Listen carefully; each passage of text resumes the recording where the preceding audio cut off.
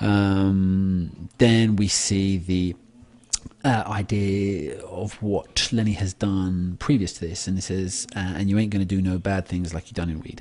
And that's really important because it sets up a backstory for us. We know that something's happened, and we know that Lenny then has some kind of previous experience, and George trying to warn him and kind of control him here by telling him this is interesting. When we find ourselves at the novel's conclusion, what's interesting is that we think, like, when we look back at some of the warnings here, obviously they're not really kind of peppered with any kind of real strength behind them. Just telling him something like this, maybe something stronger could have been done, etc. So maybe it shows us in some ways George's kind of lack of intelligence, or to some level, not being able to get full control or make sure this was fully understood or realized. But also you could argue that it just as easily shows us how Lenny did not have a capacity to learn, which we'll come to when we look at Lenny. He calls Lenny a lot of trouble, so we understand the situation that he's in, obviously how troubled he is and how frustrated he is with Lenny. He also says to him, I could live so easy, maybe have a girl. And that's really interesting because George isn't only going to give up then on Lenny if he lets Lenny go, but it also kind of tells us in a way, obviously first of all he's saying he could have it easy, but second of all he's also saying that he'd kind of give up on the idea of a dream himself, because obviously if one is their own master and has their own land and etc, then obviously he'd have to work his land, and he'd obviously have to make arrangements on his land. So it's no means an easy life at the beginning. So that idea there that he could live so easy kind of just shows, maybe sometimes he just wants the easiest way out, but that is not actually what he wants, because as we know, what he wants in many ways is the American dream. So again, the dismissiveness towards Lenny, he says there's no reason at all for you to like being out here in the clearing. I like it here. So it shows that they always do what he wants to do, and he's the one in control. We also, through this line here where he actually talks about his Aunt Clara, Lenny's Aunt Clara, he says about the mice, you always killed them. And that's really important because we kind of get the idea here that Lenny is associated with death the whole time. We've already seen he's got a dead creature with him. We've seen he's done it before. And obviously these things are obviously undoubtedly going to happen again.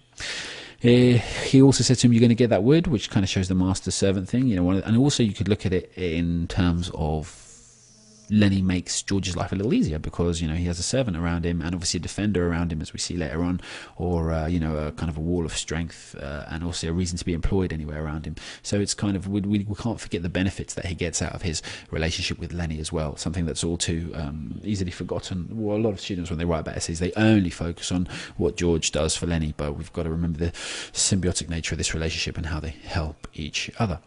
He says to him, then I could stay in a cat house all night, I could eat any place I want, get a gallon of whiskey, or sit in a pool and play cards, shoot pool, So we've got all these kind of things that he talks about, which are just really base desires, So when he's talking about it, we've got to ask ourselves, do we believe that is what he wants when he says it to Lenny, or is it just his frustration? And obviously you can come to any conclusion you want, but the fact that he says it here is just kind of a list of banal ranch worker things to do, and it kind of tells us, at some level, and of the fact that he's mentioned this twice now, because obviously we've got that quotation earlier on, maybe George doesn't have the kind of the capacity and the drive and the mentality to really go for the dream. Maybe this kind of shows that, deep down his kind of core structures and belief are as base as anyone else.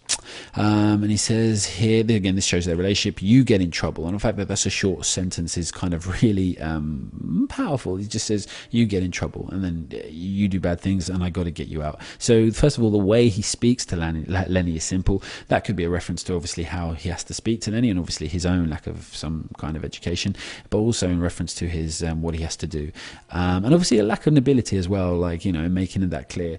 But obviously we're not building up George to be a hero character, so it's fine. He also says, I never get no peace from living with Lenny and from the way he has to be. But then at the same time, we find the contradiction, because he never gets no peace because he's got Lenny around, but then he feels he's special because he has Lenny. So again, we have to look at all these contradictions in George. And then obviously he has a go at him, and obviously he says all these things. He has a go at him, but he says, look, I want you to stay with me. And that's probably quite genuine, because he's not only saying it to make Lenny feel better, but he's saying it as well because he knows, and this is interesting, it comes just before he gives Lenny the rabbits, what's known as the rabbit speech. It's really interesting because he wants him to stay with me because he knows that having him is the real difference between him and any other man. That's the only difference between him and any other man. And as we see later on in the novel, it's actually mentioned as a weird thing for two people to be traveling around with each other.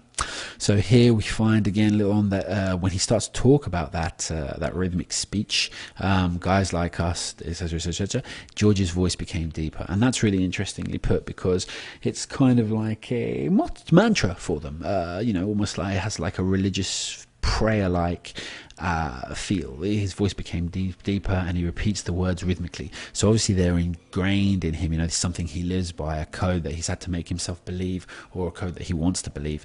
And obviously he says, and again, it's like he said it many times before, and from place to place, all his life. And you just got to kind of think of George as kind of person as well in this aspect, like everyone, everyone probably went around thinking something along the lines, had their own mantra, something that they had to believe in to keep going, because we've been offered already the other alternative, this base life.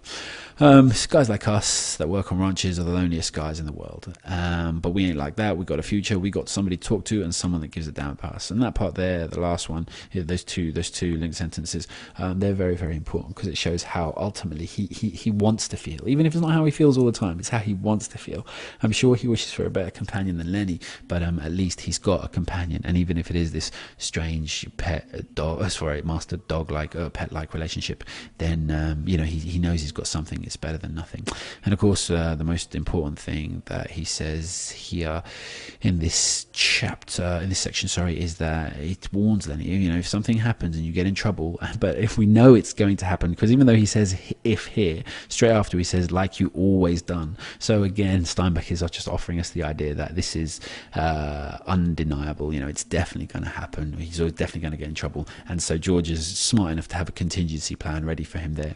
I want you to come right here and hide in the brush. And obviously when we come back later on, that is one of the things that Lenny can remember. So that's a brief introduction to George in section 1, and we'll go through and do some more in a minute.